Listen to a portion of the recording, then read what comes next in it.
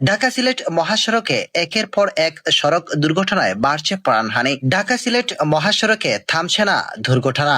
উসমানীনগর পরপর রাতে আবারও বাস কার সংঘর্ষ।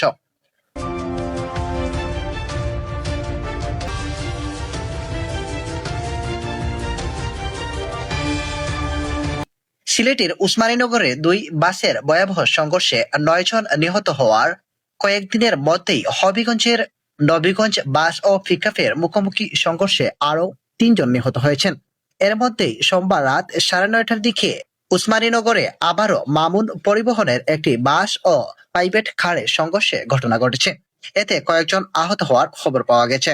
নবীগঞ্জ বাস পিকআপ সংঘর্ষে নিহত 3।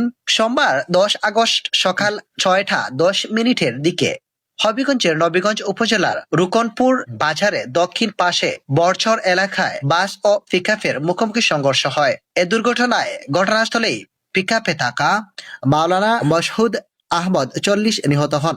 পরে গুরুতর আহত ময়না মিয়া 42 ও কাশেম মিয়া 50 Sylhet MG Usmani medical college হাসপাতালে চিকিৎসাধীন অবস্থায় মারা যান।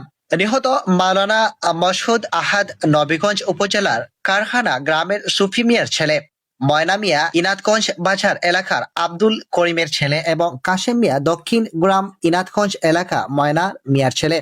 পুলিশ ও স্থানীয় সূত্রে জানা যায়, ঢাকা মুখী একটি পিকআপের সঙ্গে সিলেট মুখী একটি যাত্রীবাহী বাসের মুখোমুখি সংঘর্ষ হলে পিকআপটি দুমড়ে মুচড়ে যায়। এতে পিকআপে থাকা কয়েকজন আহত হন। দুর্ঘটনার খবর পেয়ে শেরপুর হাইওয়ে থানা পুলিশ ঘটনাস্থলে গিয়ে দুর্ঘটনা কবলিত যানবাহন দুটি সরিয়ে মহাসড়কের যান চলাচল স্বাভাবিক করে পরে বাস ও পিকআপটি পুলিশের হেফাজতে নেওয়া হয়।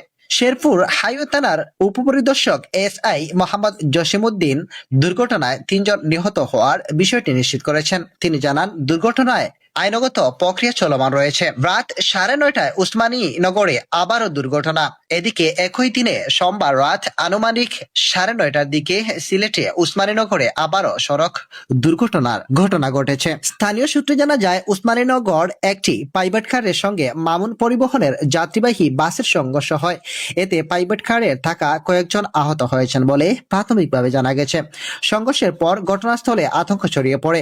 স্থানীয়রা আহতদের উদ্ধারে এগিয়ে আসেন, তবে তাৎক্ষণিকভাবে আহতদের সঠিক সংখ্যা, পরিচয় ও তাদের শারীরিক অবস্থার বিস্তারিত তথ্য নিশ্চিত হওয়া যায়নি।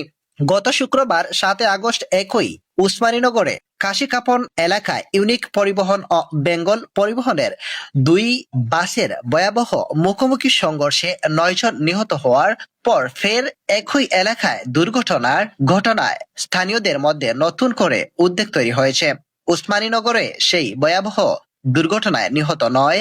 এর আগে শুক্রবার 7 আগস্ট সকাল 7:30টার দিকে উসমানীনগর উপজেলার কাশিকাপন এলাকায় ঢাকা সিলেট মহাসড়কে ইউনিক পরিবহন ও বেঙ্গল পরিবহনের দুটি বাসে মুখোমুখি সংঘর্ষ হয়।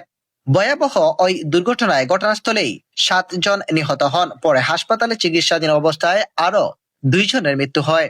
নিহতরা সবাই ইউনিক পরিবহনের যাত্রী ছিলেন।